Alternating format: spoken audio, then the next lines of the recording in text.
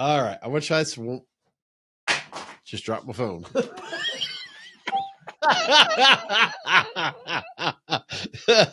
Keep on writing. Man, we are batting 1,000 here. Would you like to join us on the next episode of Sounds and Spirits? I did not This is what it talk. says. I did not Set up talk. this is what it says, folks. Yeah, seriously, she's just so fucking brilliant. This is what she caught. Set up Sounds and Spirits, son of a bitch.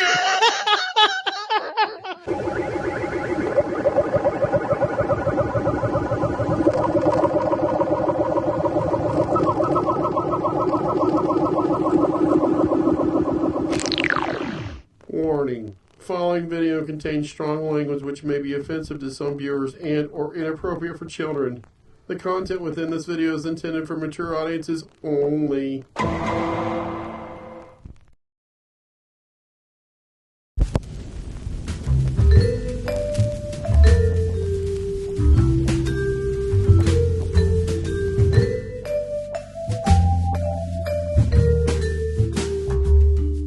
Anxiously awaiting to open up a bottle of the Creek. Knob Creek. This is the important. Yeah. The one we've been waiting for. Okay. You've been waiting for this, I know, for a while now. That looks beautiful. This bottle is older than our camera operator right now. It's just the packaging alone. I'm a director. The director. Yeah. The director. This bottle is older than our director. Knob Creek. Mm-hmm. Mm-hmm. And this stuff is 21 years old. It's a big one. And you got to take it more seriously because it is 21 years old. And I can remember charge these up, these microphones. And so look forward to that. Chris has already mentioned that. So I do. I want to take that seriously. And after having, when you have, let's say your week hasn't been that good.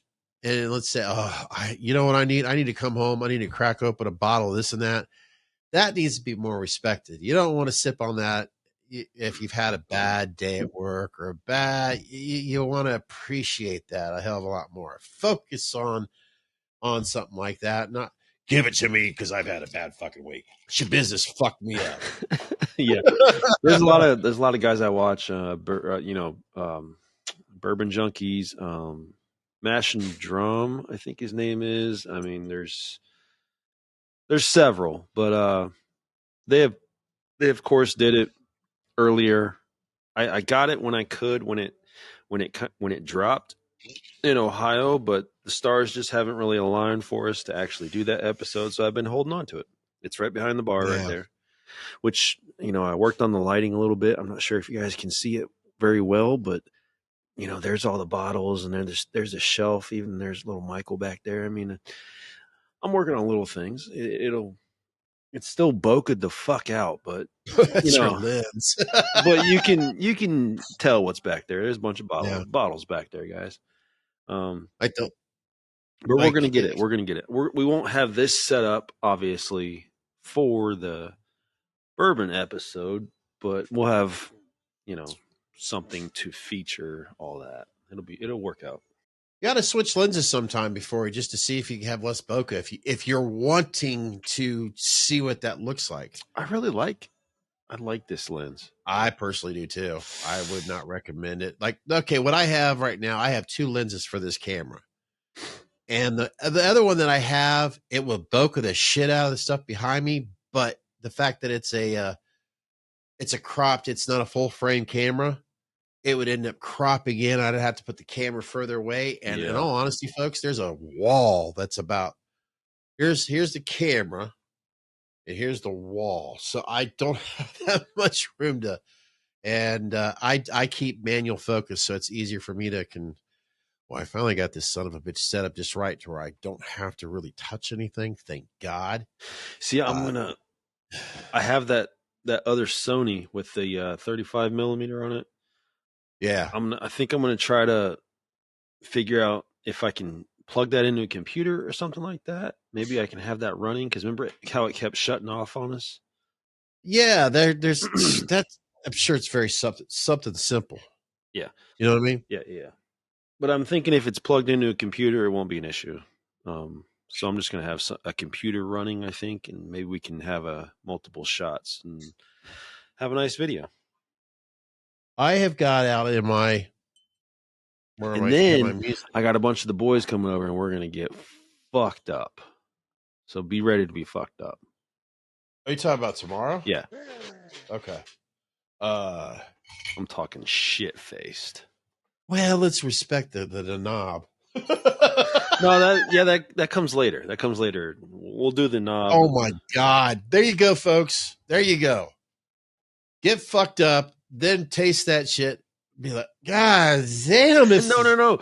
We're gonna do the tasting first. We're gonna do if anybody out there, always do liquor before beer. Unless you're like Scott and you just like both at the same time. Yeah, I don't recommend what I do. I mean, if you do beer and then liquor, oh my God, that fucks me up.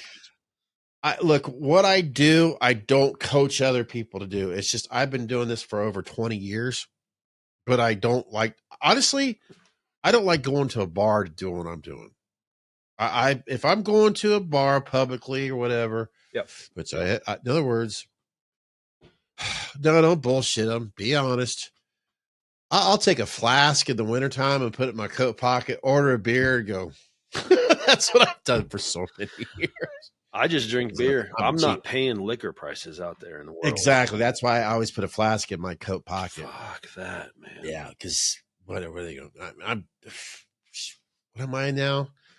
Yeah. I was doing this in my 20s. I would literally take a flask with me. In the summertime, I wouldn't do it because it's hard to hide the flask. But when you got a leather coat and you got an inside pocket, fuck yeah. And it's funny because for so many years, I would have that flask. I would have it chill in the freezer all day, right? And I'd have like Southern Comfort or something. That was my thing back in the day. So I'm going into a fucking bar and the jacket's getting all wet and shivering. I never said I was smart. SoCo, man. Priorities, man. Damn. But when those goddamn had some good nights with SoCo. Oh yeah. Yikes. I would love to. I would love to. Oh god. That's part of the cowboy cocksucker, by the way. There's another one that when I used to be a busser for Olive Garden, I would be busting my tables, and then when I get caught up, I would go to the bar and she'd slip me shots. And there was this one that she kept slipping to me, and I got really fucking hooked on that thing. And finally, after like probably 2 weeks of drinking this fucking drink and just loving the shit out of it, I'm finally like, what is that? And she's like, you sure you want to know? And I'm like, fuck. Yeah, you got to tell me. She's like, that is called a cowboy cocksucker.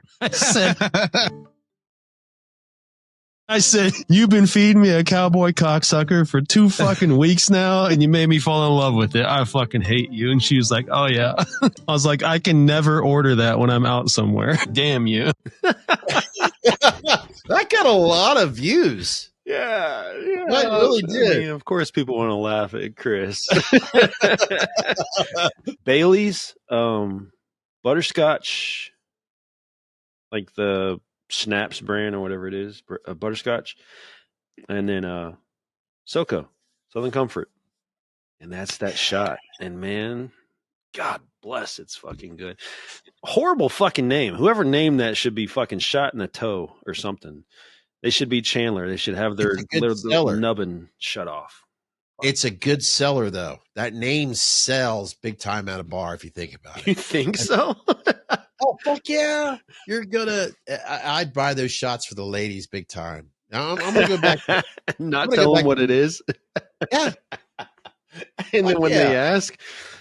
that's a cocksucker, baby. Okay, here's something I'll teach you folks out there. Let's say you're out and about, or you're at home and you're at home, you're hosting a party, you have friends, you have some people that you don't know really well, blah, blah, blah, blah. And let's say they're doing shots and it's vodka. You want to hopefully do the vodka shots, right? Because when they're already pretty much toasted, you're doing them a favor and you're doing yourself a favor. Get yourself another plastic bottle, that cheap vodka, and put nothing but water in that son of a bitch. So they're drunk.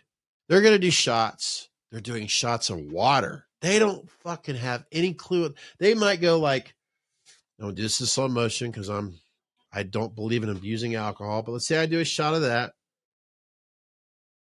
I'll be like, no, that's kind of, oh, well, fuck it. They're already shit-faced. Placebo. Exactly, but it's water. So if you want to save some money, you want to continue hosting, have a bottle that's just full of, or if you want to, this is another great thing about vodka. That's fucking. You could dilute it by putting mostly distilled water in it with just a little bit of vodka. That's fucking shiesty right there. I would be pissed. Okay. If I thought I was getting fucked up and I was like drinking water and you just sitting in the back just laughing at me. I'll tell you right now. I'm going to tell you right now, you wouldn't get that service from me because you're a guy. I did it to the ladies. Really? In other words, here's a little bit of a background story of the bar downstairs when I used to live in South Park. I had it over there at one time, and I literally had to crawl through the window to get to the other side of the bar. So I did underneath the picture your bar right now where it has shelves. I had a shelf down there with 2 cheap bottles of vodka. I had they're like the gallon thing or whatever the fuck you call them, the quarts. I had the cheap vodka there, and I had the other one where it had mostly water and a little bit of vodka. So it was time to do shots. The girls, yes, the shots. So first of all, they're at my place. I don't want them puking everywhere, or they're still going to puke, but at least I can control it a little bit. They don't fucking know, and I'm not wasting that much vodka. Not to mention, I'm not going to tear too much more, but there you go. You got a little bit of education. You were fucking waterboarding them bitches. Well, I was very single at the time, and she's going to be like, why do I have to pee so bad? Guys, let's paint the picture here. You like a girl, and she's kind of already really drunk, and you're trying to put a lot of water in her at this point. Oh, boy. Let me rehydrate you, baby. Yeah. Hey, keep in mind, it's not like I'm P. Diddying her ass or Bill Cosby her ass. I'm watering her ass. There's like that much vodka, that much water. You're a flower, baby. Let me make you grow. The way I look at it, there's a lot of fucking cheap ass bars that were in Dayton that did that shit. And I bet you, if you live like say somewhere in Oklahoma in a small ass town, yeah, they did that shit too. They diluted all that crap in that little fucking bar I used to go to. They had a half bottle full of vodka, and they were like, just put water in it. Fine. Just put some water in it. Dilute that shit. Now that fucking Ocean's 8, where they did the females version of it. Yeah, they did the same fucking thing, and I see them like, they fucking stole that shit from me. Oh man, I know I don't have control of the times, but I do want to share one thing before we finally decide to hit that fucking button. Yeah. Speaking of movies, I finally, and I'm confessing it right now, and I'm thinking to myself, there's always seems to be between the two of us or others, interesting shit that happens at the end, but this may not be that interesting. So this is good timing. I finally sat down and watched a movie that I was informed, you got to see this. You of all people have got to see this movie. Why the fuck have I never watched Baby Driver before until the other night? I don't fucking know, because I loved that fucking movie. Never fucking seen Baby Driver? I fucking it reminded me of when I watched Pulp Fiction for the first time. Holy shit. I didn't know that. I was like, you've never seen that? Never seen it. I was like, this movie is fucking great. Awesome. It's fucking great. I remember. I didn't know much about it. I really didn't. All I heard was, you got to see this movie. You got to see this movie. Yeah, but I never was told, but I'm glad, because people who know me well enough don't tell me what it's about, because I don't want spoilers, right? Right. Yeah.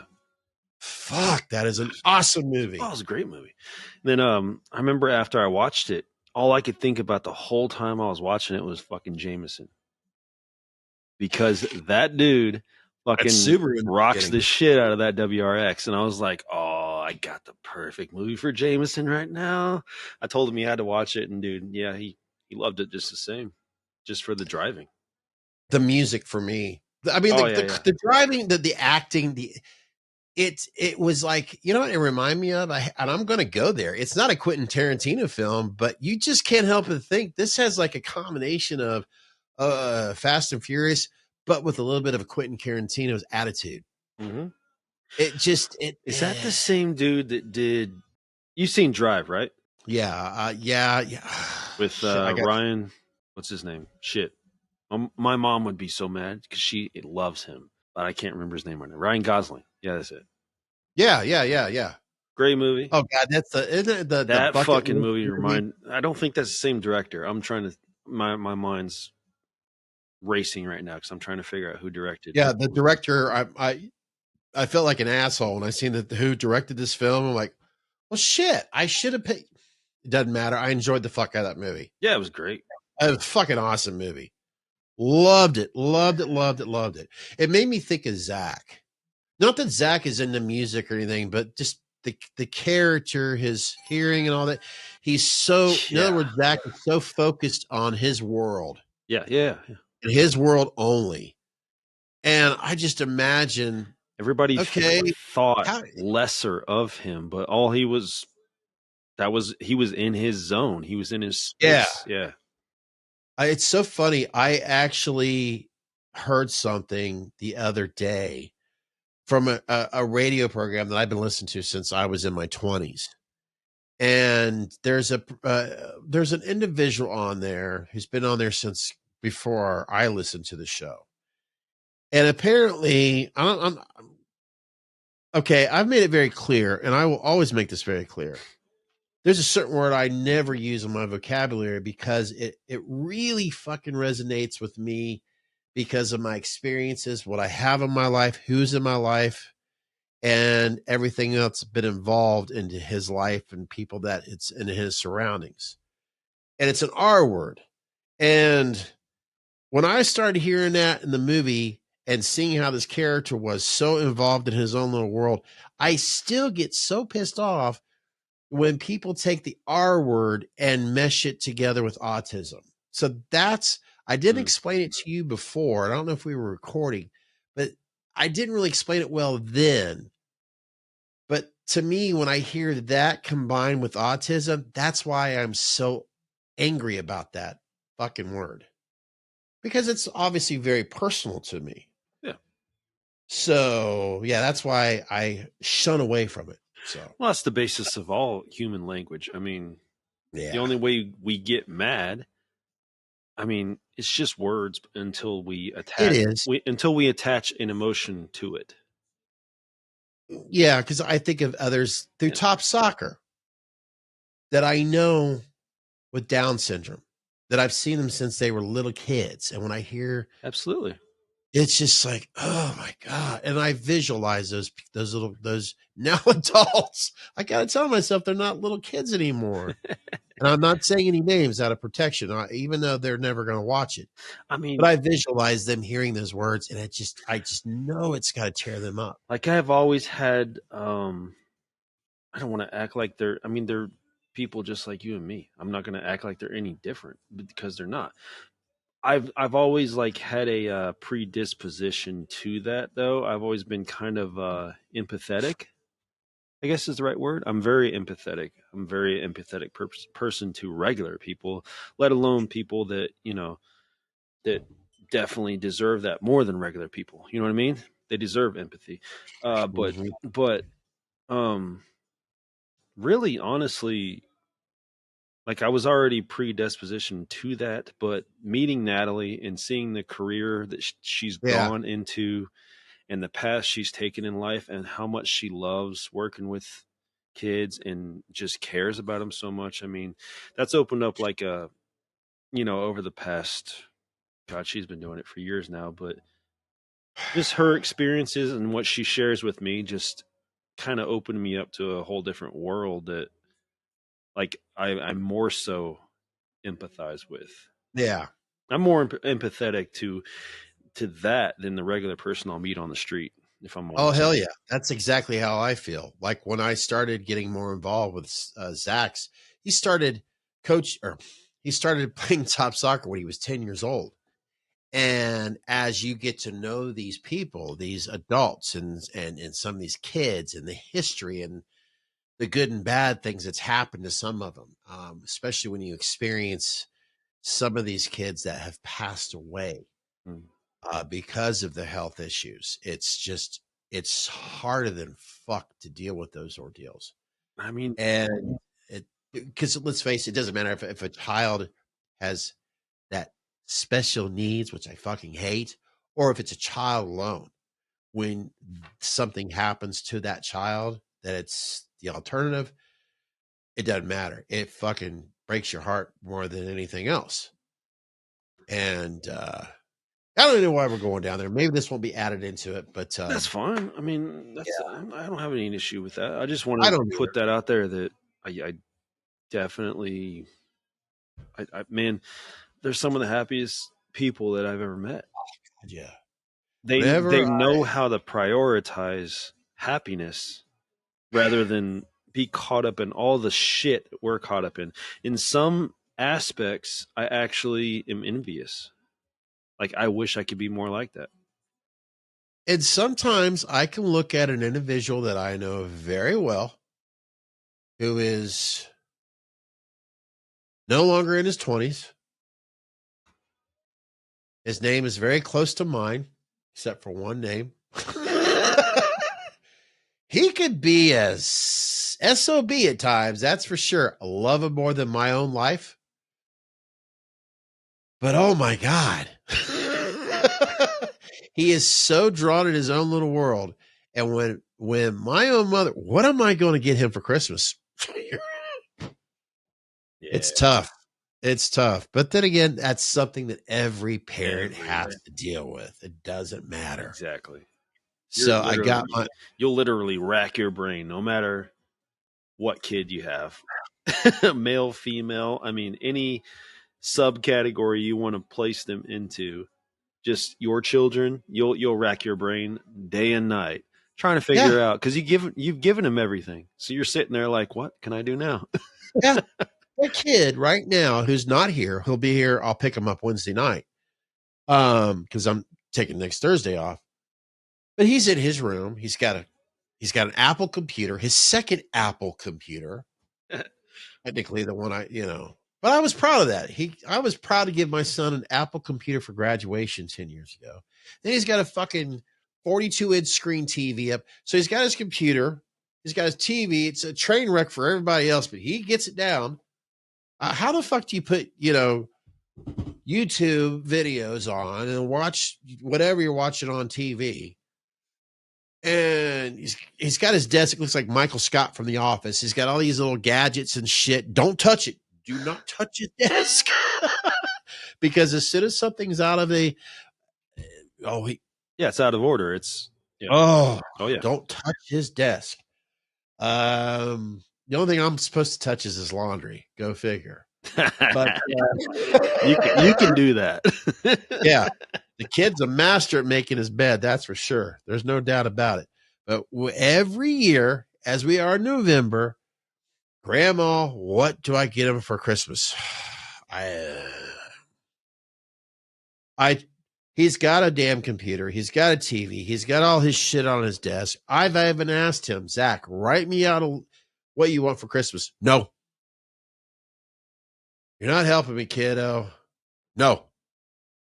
Do you want something for Christmas? Yes. Well, what do you want? No.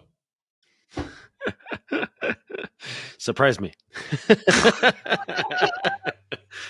I gave him another fucking TV on another wall, he'd be like, awesome. So I could watch Star Wars on this one, God knows what on the other, and this on the other. So, folks, if you're still watching, this is what my son watches when he goes to bed. When he's on his computer, he's watching YouTube videos, and he loves Sesame Street stuff, right? Muppets, right? So there's a lot of that stuff. It's repetitive. On his TV, it's something related to that. But when he goes to bed, I shit you not. Last week, it was Evil Dead. Evil Dead. I'll have to get up at 3 o'clock in the morning, take the one kid out that's laying over there right now, where we take our 3 o'clock piss, and I have to hit play on his DVD in the other end because yes, we talk about Halloween a lot, but you know as well as I do, if you're being woken up to over and over and over and over again because your kid fell asleep to that's his ASMR. It's either Halloween 1 through 6. He doesn't give a shit about the trilogy. I shit you not. I'm not just saying that. He does not care for the latest trilogy. He's got him in his goddamn room. He doesn't watch them. Well, he's got taste. Yeah. I kid you not. He does not. He either watches 1 or 2 or 6. That's about it. Or Rob Zombies. He watches Rob Zombies a lot. He likes to hear those kids in the bathroom fight a lot. He likes to hear the girls cuss a lot, I guess. I don't know. But it's Rob Zombie 6.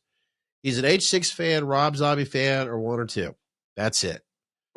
Or he's watching Texas Chainsaw Massacre 2 or Evil Dead. And he's sleeping to that shit. It's comfort. It's comfort.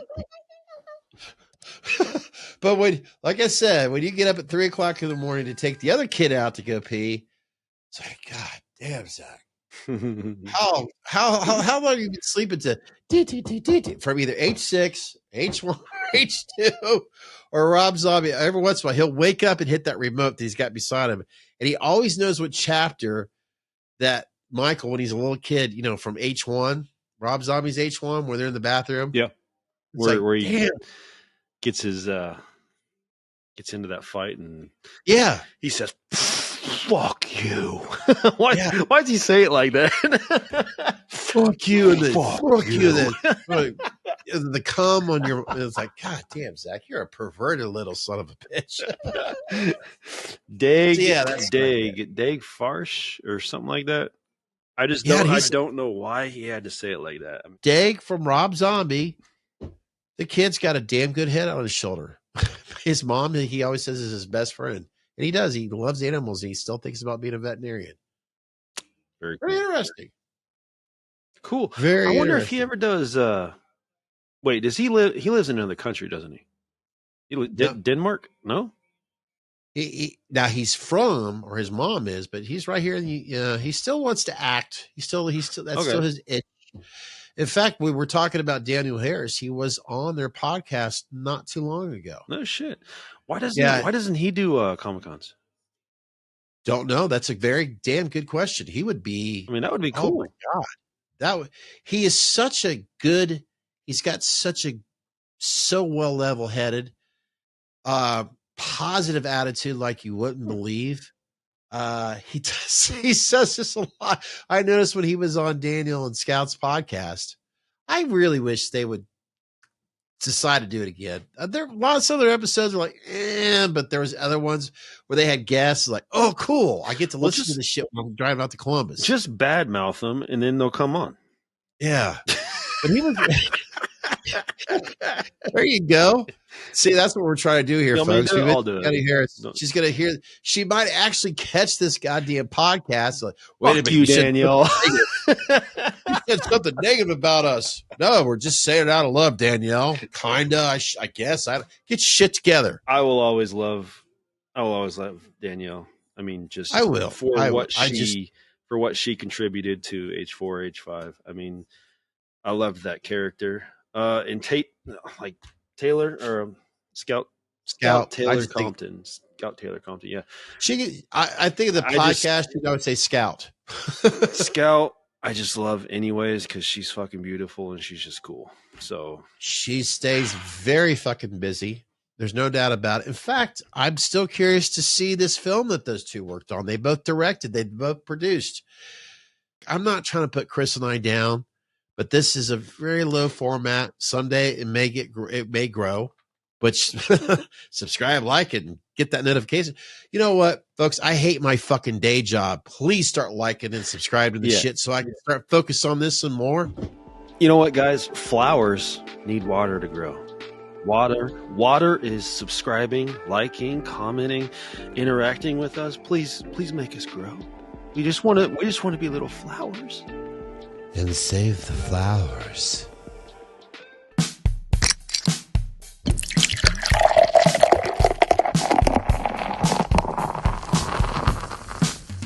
What the fuck you drinking? Russell's Reserve. Excellent bottle. This is the Private Barrel Selection. This is it's the Gallowstein's collection. They got a whole bunch of information on the back, but this is from Warehouse. I think it's Tyrone. I think it's called the Warehouse, and it's floor 4. It's I think it's about a year old. It's a 9-year bourbon. I'm going to try something. I said I was going to wait. But when we were doing our first live stream, I opened up a birthday present that Chris, obviously, which when I was in Kentucky earlier, I seen a digital light for a certain bottle that I opened up last weekend on the live stream for Sounds and Spirits. You know what I'm talking about? Yeah. Weller, Antique 107. Since I'm an ice guy. Oh, you want to try the 107 on ice? Yeah. All right. I got you. Right back. I mean, anybody out there that knows anything about bourbon knows what he's in store for. I mean, 107 is probably the quintessential perfect bourbon, whether it's neat, whether it's on ice. It is probably just look at it. It's the picture of bourbon. It's the quintessential bourbon. It's almost perfect. I don't want to do too much. I want to be kind of, you know what I mean? I probably put too much ice in it. Maybe a little bit more fucking. It is a special first time on ice. You need to warm up for tomorrow. Oh God, it smells. Oh wow. I want to take this very. I got to get another bottle of this, man. This shit is fucking. It's been sitting up there for a while, but it is fucking phenomenal.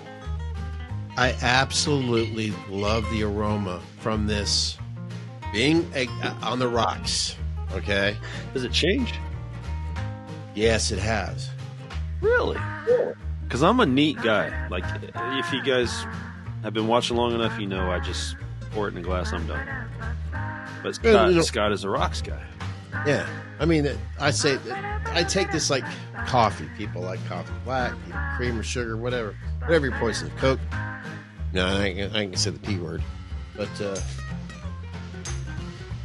when you're a Coca-Cola person, you don't say the P word. I hear you. I'll take Coke any day over fucking Pepsi. I don't blame you there.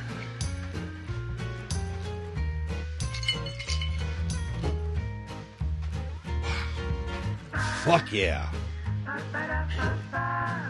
Oh, when you're a rocks person on ice. I mean, that bottle is just, it don't matter, I don't think. But for you, since you're a rocks guy, I mean, that may be phenomenal. It's dangerous right now. It's dangerous because I know this is a special bottle. I got 5 of them. Don't worry, I'll give you another. It's special. It's also,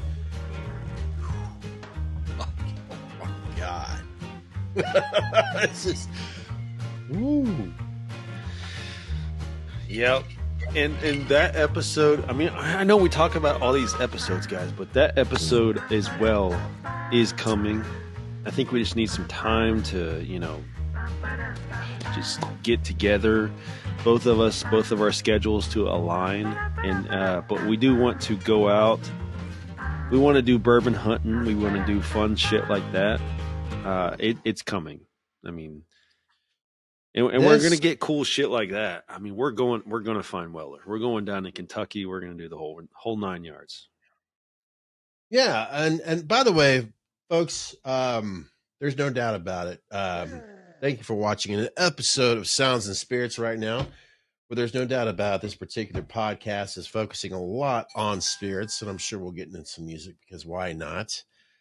There's always music. Always music. Oh, buddy. You know, But yeah, I did a little bit of a what the fuck you drinking, as you could very well tell. I did that Weathers, the birthday present, on some ice. Oh my god, superb. I'm taking too much. I'm hogging up the attention. Should I do right this? No, this is a different episode. They won't understand. Guys, apparently this is fucking when you don't want to actually clap your hands. Apparently this is an applause. So let's applause Scott right now, please. What the fuck? Yeah. What is this? What the fuck is this? I can't do it no more. That shit is fucking it's like stupid. It's Special Olympics. It's Special Olympics 25, 25, 25. If that was funny in your head, if that was funny, you know what, Chris? I got to share that again. Since this is on Sounds and Spirits, this is what this. I mean, please do, because she's.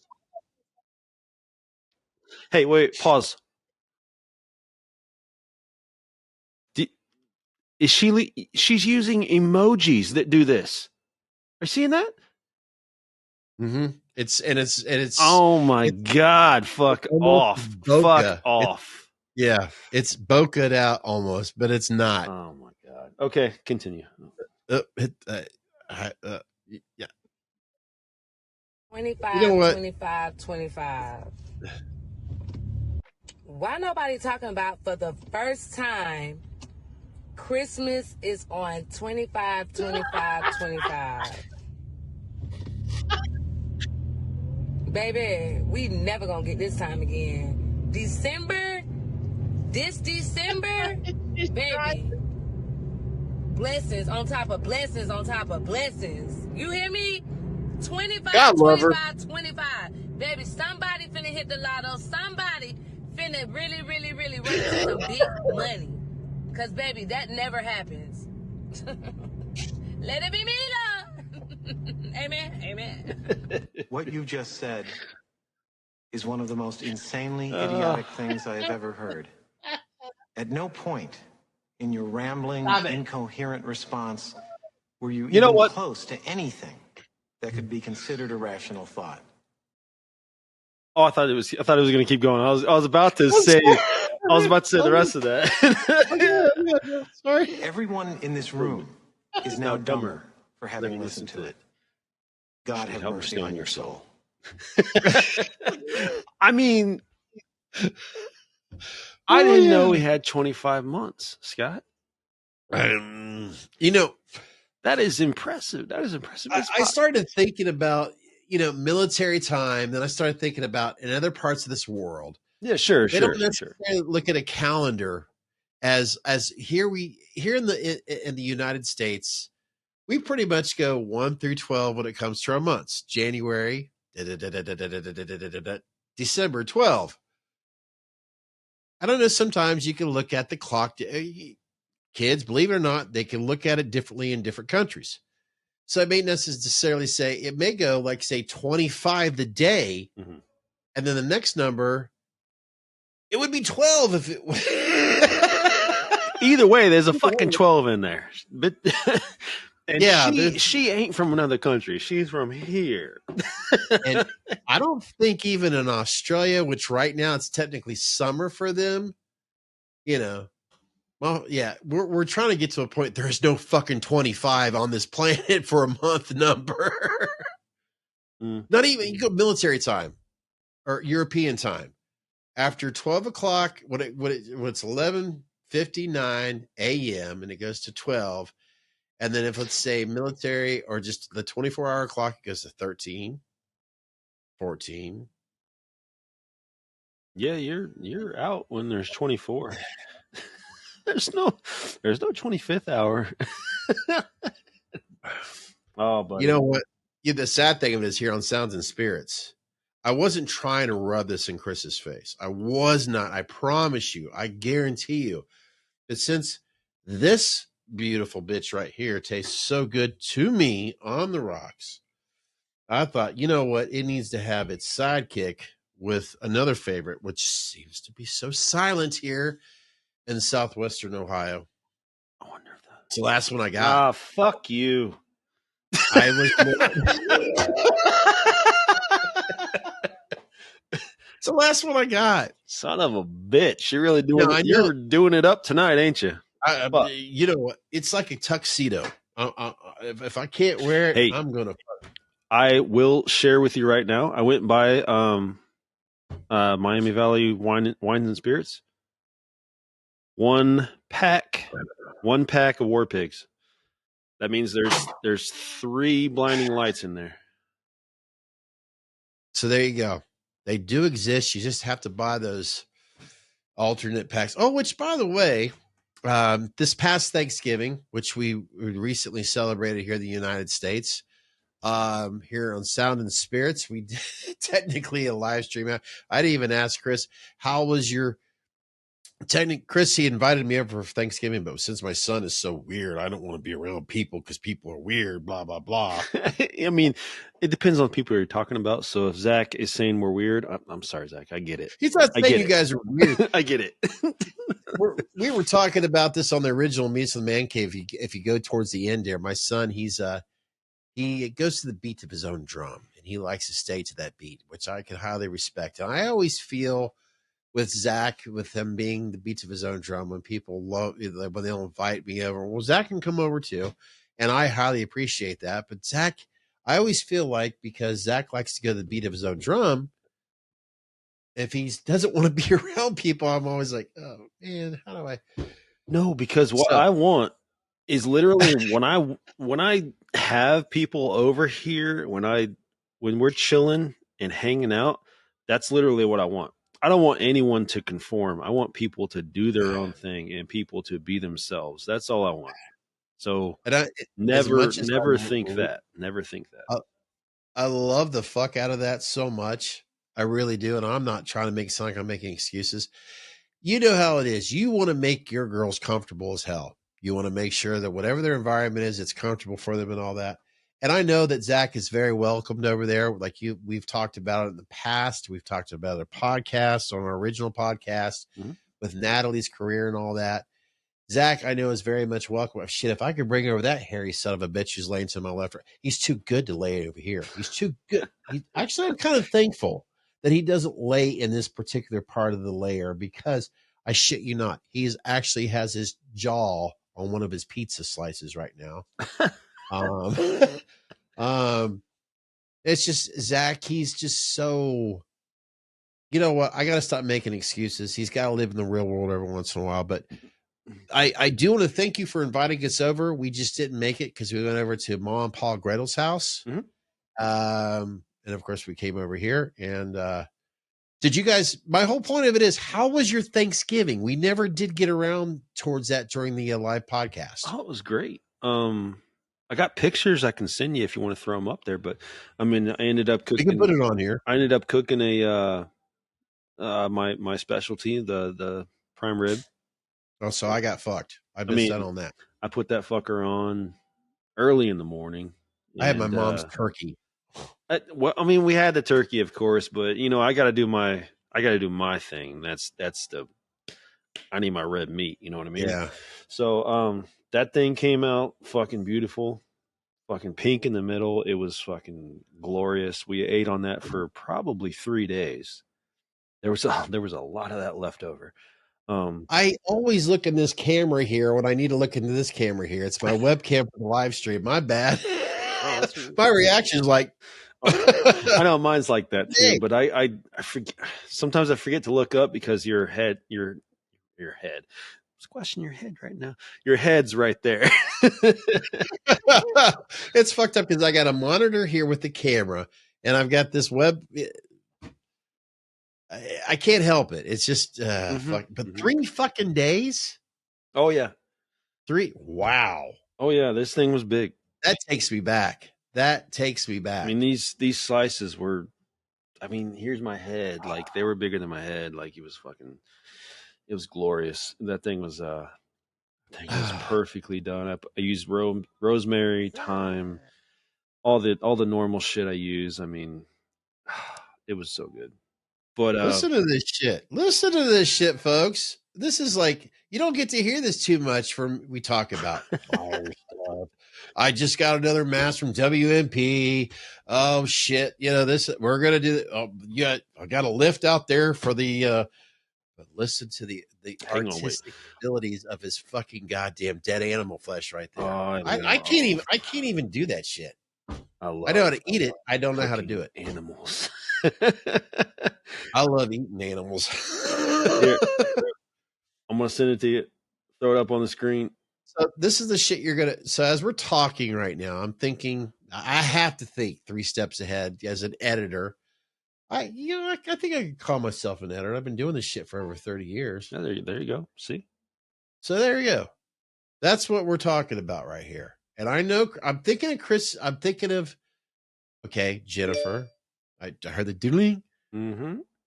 She praises her son, and she very well should. Chris's mom is fantastic. Oh, my God.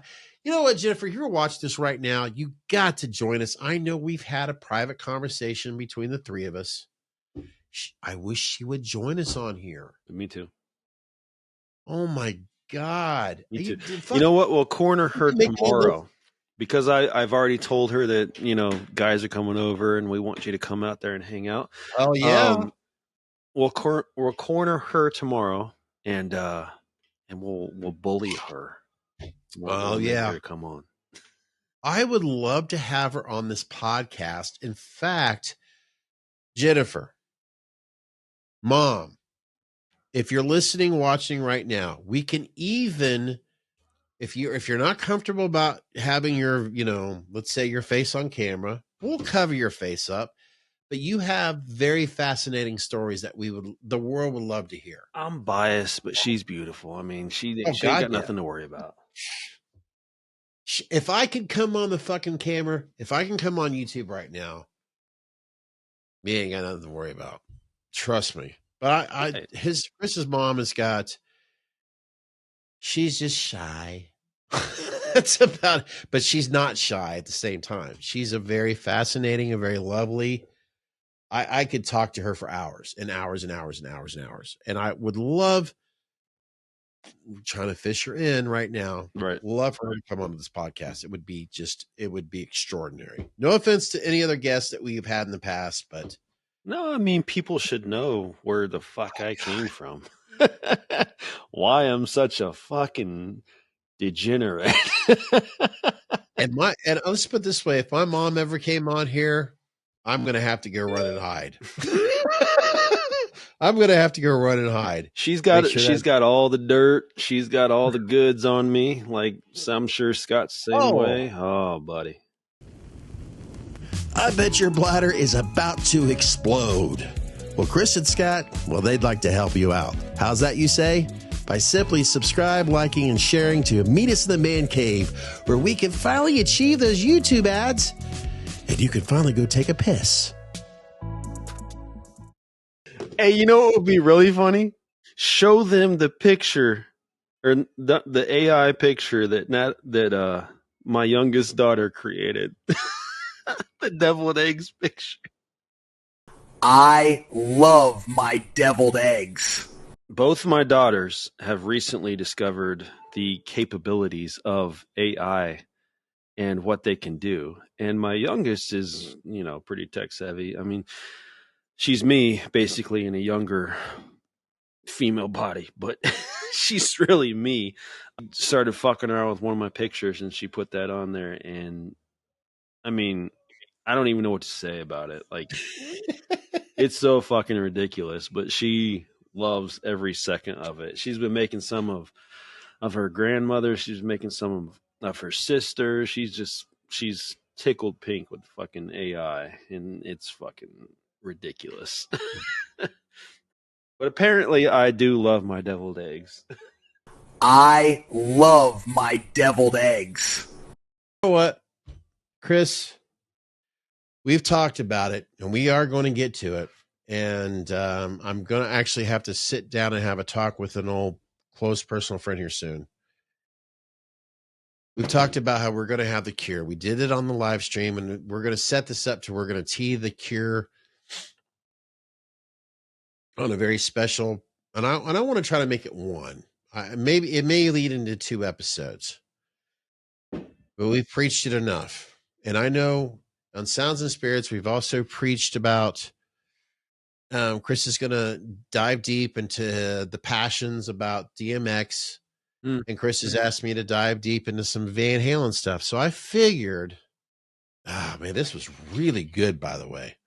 Folks, if you are into, or if you're considering getting into bourbon, if you've been inspired by what Chris and I are doing here when it comes to bourbons and everything else, which I'm going to check something here real quick because we have an individual who's been following us on the original Meet Us in the Man Cave, and I'm going to see if he has responded, which he hasn't.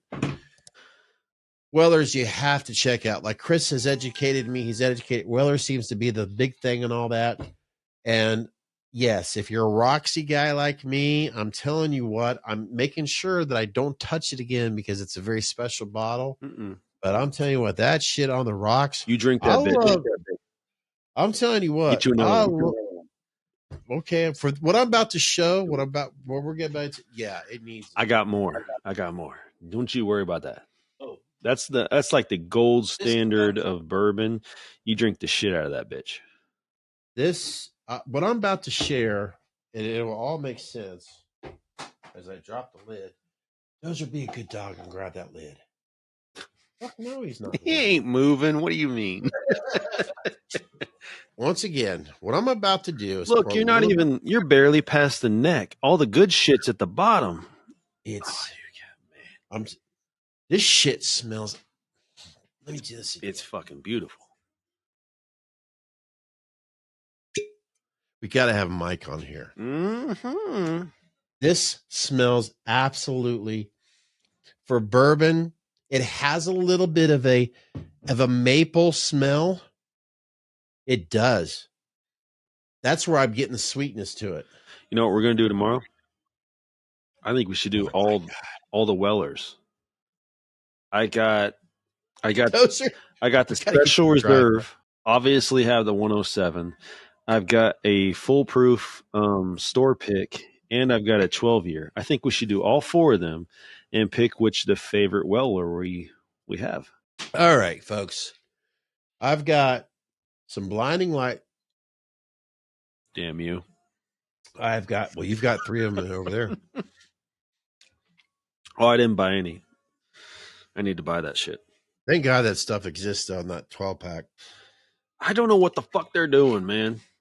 They're assholes. I'm going to flat out say it. They're assholes. Son of a bitch, man. We were so behind you. We've been behind you for like a year now. I mean, either give us a sponsorship or fucking make more blinding lights so we can buy it. One or the other. Come on. Meet us in the Man Caves. Underwear that's fun to wear. Super duper absorbent materials that absorbs 25 times its weight, neutralizes that shitty and pissy odors with our lavender musk scent. Shitty mouth protection to pissy mouth protection. Maximum overloads. Meet us in the Man Cave's fresh protection underwear that's so damn fun to wear. Now come on, what are you wearing? Only available at Bubba. I shat myself. Yeah. Chris, I'm going to finally give you a little bit of an introduction of back when, okay, granted, finally hit me. Is this, yes, educate me, give me some, because I know they're legends, but give me some education and hit me with the Van Halen because I want it. I'm going to give you my personal, just how could I put this into a window? Because it's almost impossible. I loved Van Halen when I was a little boy, when I was 8 years old. And when I was a teenager in 1986, of course, this was this draw line because David Lee Roth, who I will always love, I will always cherish. He was so important for the Van Halen legacy. If it wasn't for David Lee Roth, there wouldn't have been the name Van Halen, technically speaking. He suggested it, the name, blah, blah, blah.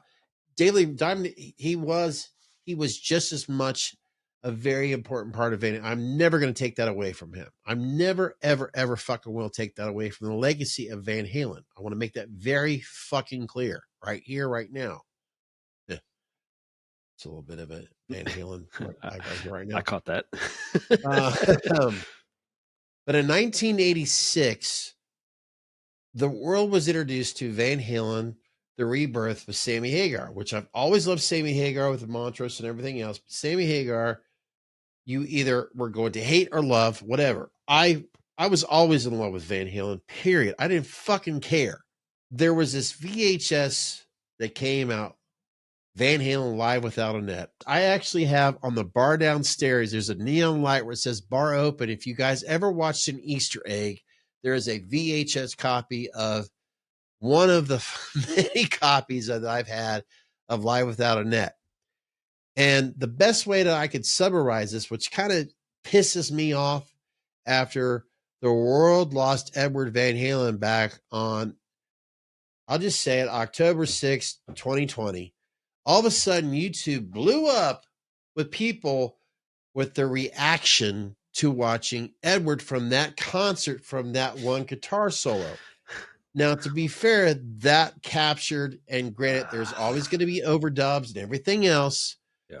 But you can't overdub Edward's performances that I got to see so many times in person. Let me just fucking tell it. And I don't give a shit about copyrights right now. Folks, this is just an ounce of why I was so I can already see the mesmerized. Mm-hmm. He, even though he's not on this planet, I wanted to be him so much. I used to smoke cigarettes because of him. I know it sounds irresponsible. He smoked Winston Lights. That's what I smoked. I'm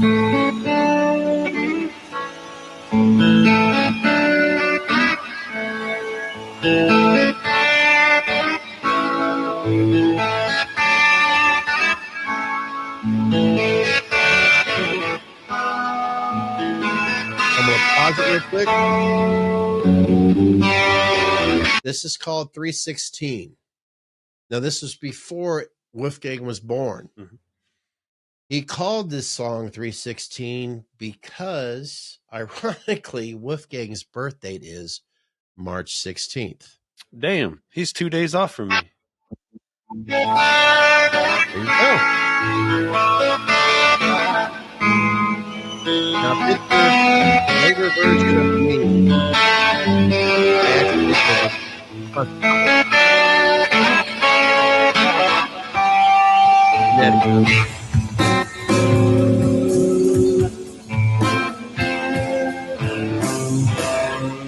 English.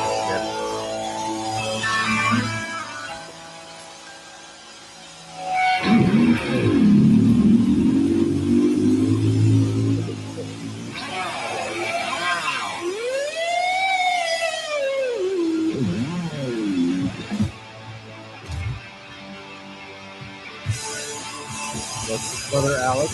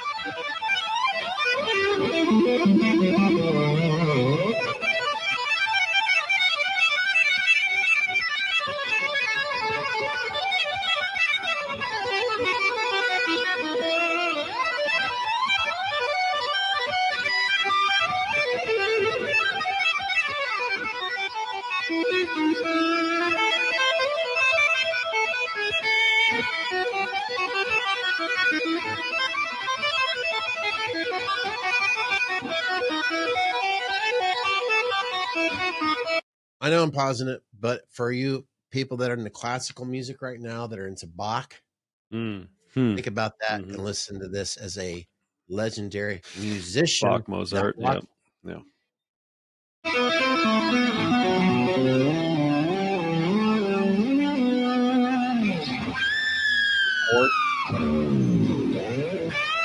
Remember the guitar, the pick.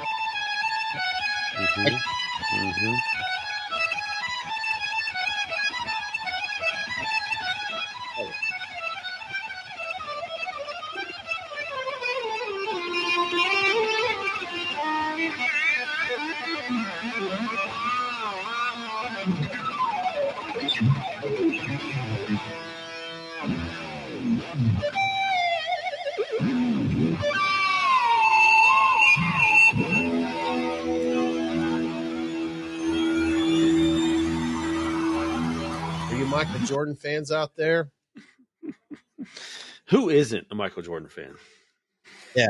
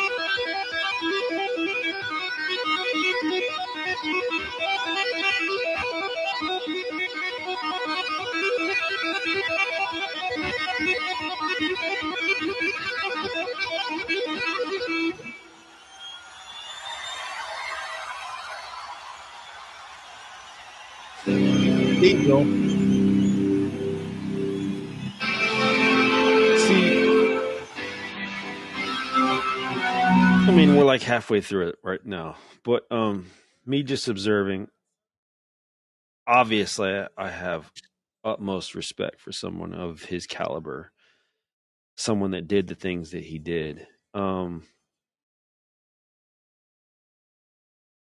I didn't experience the things you experienced, but I know, looking at it, that you can see certain artists that were, I'm not going to say, I mean, underappreciated is the wrong word. Ahead of its time is more of the appropriate word. Because what he would do, I mean, the best word I got for that is kind of a troubadour. He strikes me as a troubadour. I mean, he's someone who went out there, did what he did. You got to figure a guy like this that does something to this level you got to think a guy like that has done this in private, in seclusion, just him and his guitar and his love for his guitar. You got to think how many times he's just sat around just playing with that guitar and asked somebody like, hey, do you think this is cool? And they're like, fucking hell, that's fucking amazing. And then he chooses to, okay, well, maybe I'll play it on the next stage. And then he goes out there, he fucking lays this down, and nobody understands what the fuck they're seeing, because they're like, what the fuck is happening right now? And they'll be studying it up until 2025. That's the type of shit we're talking about. That's the troubadour. That's the people that go out there and they do shit that may not be as prevalent in the music scene, and they're quote unquote ahead of their time. They do things how they want to do it, and then they are regarded as a legend. They're regarded, I mean, they're studied by other musicians for years to come, 30, 40, 50 years to come. That is what you just showed me. That is what strikes me. That's what goes on in my head. Like, that's what's happening. This is 1986. It's dated. I mean, I was 16 years old too at the time. this is the type of things that you brought up. Michael Jordan. There's only going to be one Michael Jordan. There's only going to be one Eddie Van Halen. There's only going to be some artists we're graced with in a lifetime that there's only going to be one. There'll never be another Tupac. There'll never be another DMX. There'll never be another. These are these people that have the, for lack of a better word, the confidence and the balls to say, I'm going to do it how I want to do it, and I'm going to do it my way, and then I'm going to change the face of music. That's a troubadour. That's someone who goes out there and they're doing it for the love of doing it, and they change an entire landscape in the process. That is how legends are made. I don't think we understand that nowadays. I'm so thankful. I love your words for this. I'm so blessed and thankful that you see it that way. Oh, absolutely. There's no other way to see it. That's amazing. That's fucking. What? I anxiously support, want to contribute, but I can't find the better words at the same time. And then when I think of what's coming up next, it's like, yeah, we're not even probably there yet. We're only halfway, but yeah. I want to turn your back. See, this is shit like this. Yeah. Who was doing that at that time? This is something that where he was just sitting in the back, probably behind, backstage, getting ready to go on. And he's just like, I don't know, I'm going to fuck with this. I'm going to do this, that, and the other. Hey man, what do you think about this? He's probably asking his bandmates, people that he trusts, his circle of trust, stuff like that. Like just experimentation and coming out with something that is aesthetically pleasing to the ear and just like is awe-inspiring is fucking wild to me. Like obviously this man is no stranger to a guitar, but just the fact that when I think about having a love for something, there's only so far you can take it. I love Michael Myers masks. I don't know how far I can take it. I want to be a Chris Morgan. I want to be a great artist with it. But do I think I'll ever take it to that? Shit's good. Nice. Will I ever take it to that realm? I don't know. I don't know till I do it.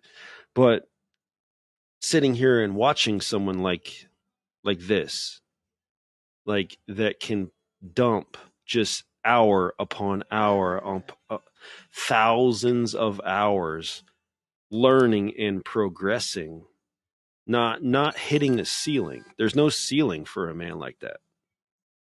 It's just constant progression. You know what I mean? That is inspiring. That's awe-inspiring.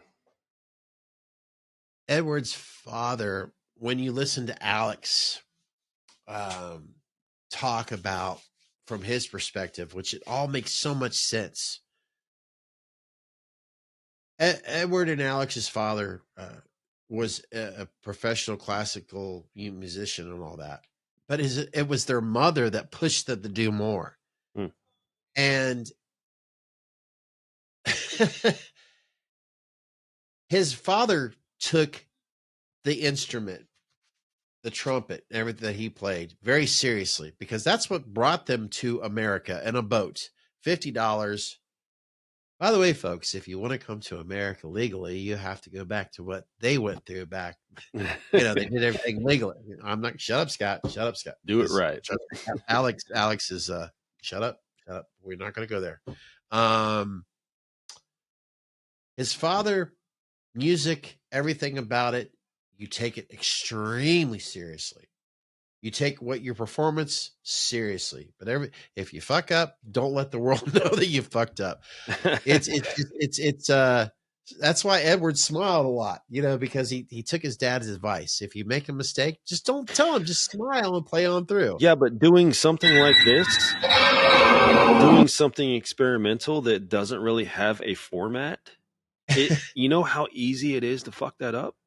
Even if he did fuck it up, we wouldn't fucking know the difference because what he's doing, it's experimental. We don't fucking understand. Got Frankenstein from that. I have it in the other room, and I know we're not doing Sounds of Spirits for a reason in that other room right now. Yeah. But that Frankenstein, that was experimental. That was, I am not satisfied how this sounds. He took different parts from different guitars and yeah. See how he's hitting underneath the neck? Watch this. And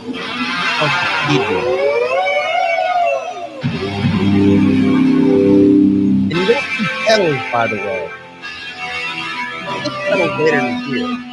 You had pedals, but you didn't drive on the pedal. Yeah, you got to feather that. You got to. If you don't have it here, why do you have pedals?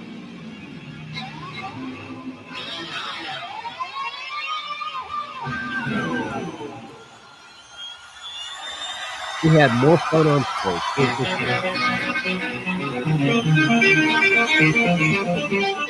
I like that. I like that riff.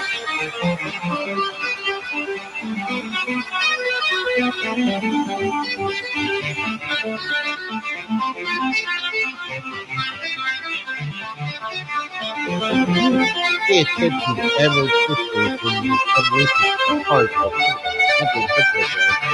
by the way, he hated these. It was one fucking piece of coal. Called it tone, not volume. He loved Les Paul. That was his mentor. You only need one. Edward.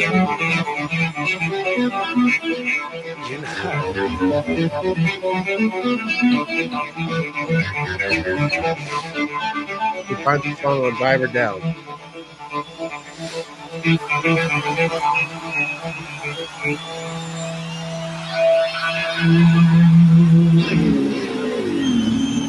It's just a volume control.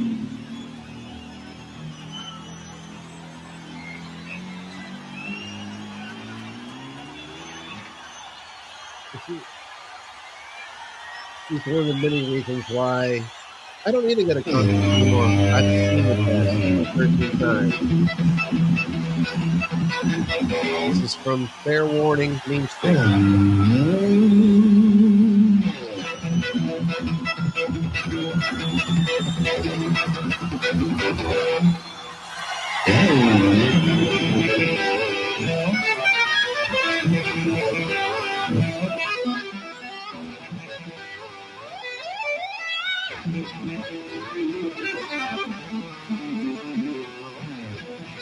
I mean,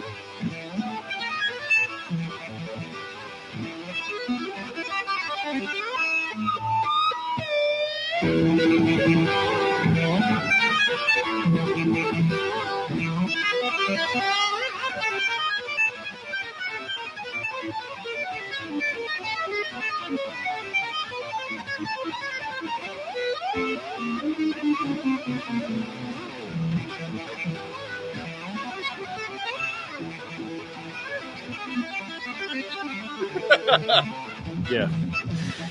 For anyone that even vaguely understands, like, neck feathering, hammer-ons, hammer-offs, anything remotely familiar with that, I mean, they can understand what's going on. When you're trying to learn how to play guitar, or even when you're on an amateur level, and then when you watch Edward play, you feel like you have no business fucking existing. For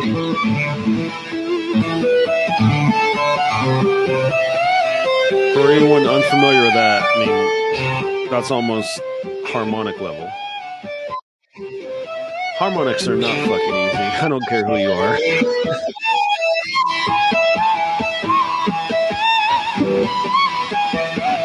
That's literally hitting the fret and letting it vibrate off of it. That's finger dexterity. That's all types of shit.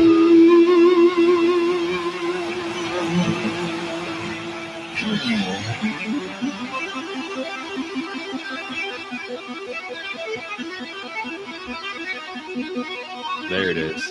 That's what I was waiting for.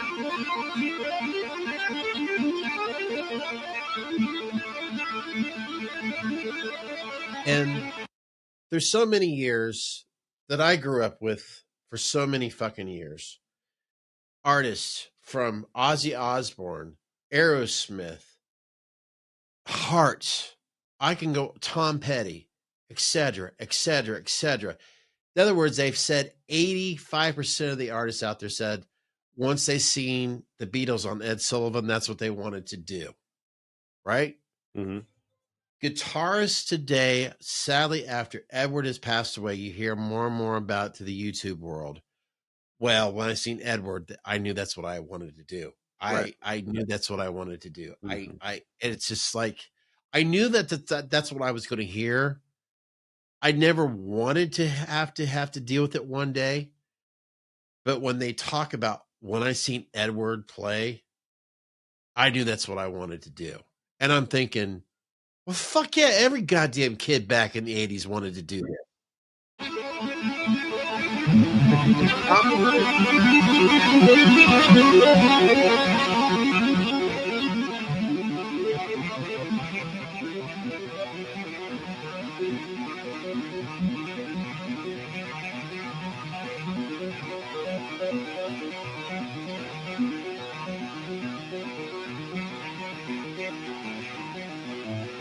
Watch that fucking left-handed man.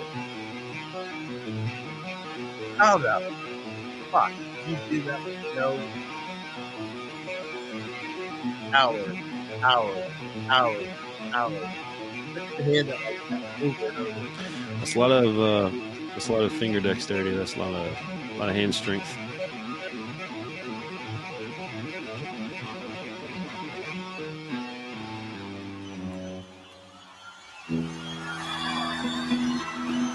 That's harmonics right there. See it? And 5, 4, 3. Yeah, now let's actually play the song. Now, You'll never see shit. I've been to a lot of concerts. It's like a goddamn motor.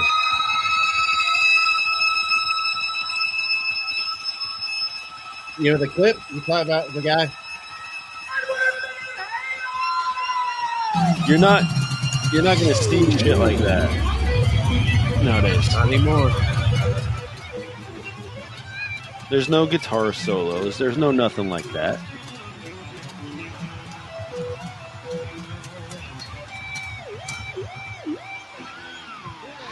That is literally,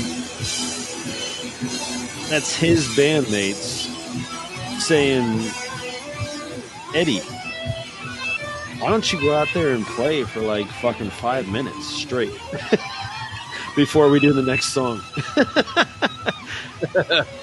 No, you're not going to play. Now, Alex, by the way, had some amazing drum solos.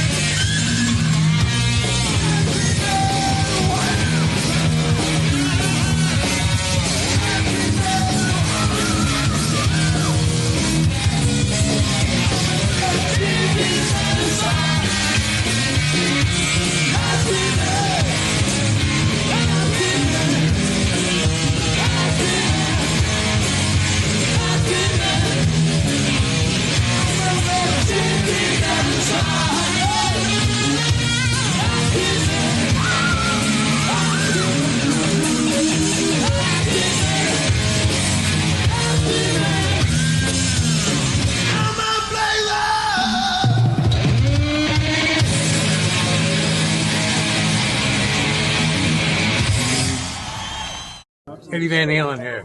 telling you, keep playing, man. Gotta keep playing. It's the only thing there is. Music, man. Keep playing. All right? I'm going to come looking for you if you don't. That is a major. I'm never going to be satisfied, and I never will until I'm 6 feet under, of expressing my emotions and my feelings and my experiences and my love, my desire, why I am. You won't see it constantly here. You won't see it constantly in my life 24/7. See, I wish you would. But Edward is always a part of who I am. I wish you would. I wish you would embrace that a little bit more. What's that? I wish you would embrace that a little bit more. I understand you protecting it and keeping it, personal. I totally understand that, but I wish you would express that a little bit more because, I mean, I'm speaking from someone that lost his idol. Yeah. I'm speaking from I'm speaking from the viewpoint of that's how we keep them alive. They're alive through us. You know what I mean? Oh yeah. DMX had a perfect analogy for that. In the song. You're next, by the way. In the in the song Fame. I mean, he literally goes over how, I'm immortalized through recordings. What I say will never disappear because it's recorded. It's here forever. It will go on in history, even if I don't. It's always there. So that's comforting. It is very comforting, and I'm so fucking thankful that Edward was able to have Wolfgang, Valerie, to be she obviously Valerie. It was a very mom. I want to hug Wolfgang every damn time because I idolized his dad so much. But I also at the same time am so proud of him on how he continues to stay strong. So his son, we call him, well, not dad, but mostly privately or just in general, Pop. But you will hear it through each album a little bit more. You will see Wolfie be Wolfgang Van Halen, which I'm very proud of and thankful for because I want Wolfie to be Wolfie. But he talks about in the interviews certain things that he does through his songs. It's inspiration of what Pop did. And I love that. And I'm glad that because let's face it, DMX had his inspirations. He had individuals that inspired him to be who he was. Absolutely. Wolfie, he made it very clear. His hero was his dad. So every once in a while, as each album comes along, certain songs, well, Dad, Pop. This is what I call Hot for Teacher and Mean Street. And it's pretty damn fucking cool. And I love that. It's like him playing tribute to his dad, but I'm not playing Van Halen. I'm playing Mammoth. And I fucking love that. And that was Edward's approval. This. Yeah. Yeah. It was always that. I always wanted to be like him. He lived it. I couldn't play guitar, but Edward inspired me to be, if I can't do that, then be creative. And be creative in your own fucking way. And don't listen to anybody else. Do it your way and your way only. And I always went to that inspiration. I can draw a serious correlation to that because, I mean, just what we talked about, what he did while he was here on this earth, he lived it, and that's what made him happy. That is one of the things that I will go to my grave loving DMX for, because whether he was rich, poor, I mean, shunned by the industry, going through his drug problems, whatever he did, he lived his truth. It was always what was true to him in life. It was always what he thought was real. He never gave in to industry standards. He never gave in to anybody. He didn't care if it meant selling records. I mean, if you drop me off Def Jam, I'll just make my own records. I'll sell my own records. I don't care. I'm not going to conform to your rules at Def Jam, whether that be under Russell Simmons, whether that be under Jay-Z, or whatever CEO had taken over Def Jam at that point. That's why he had such a marketing dispute with Def Jam after the 5th album. His 5th album was Grand Champ. And at that point, like, he had so many disputes because Jay-Z took over Def Jam at that point. He wouldn't conform to what the record Jay-Z wanted him to make. I hate to say this, Chris, and I'm saying this out of love, Yeah. and I'm saying this out of compassion. But sometimes I wonder if they're thankful because, look, I get it. Granted, Edward, his final days it wasn't drugs and alcohol that took his life. Well, what it is, it doesn't matter. I can't change that. Mm-hmm. Because I know as a fan, I'm going to confess, I wish he didn't touch that cigarette anymore. I wish he'd stopped drinking.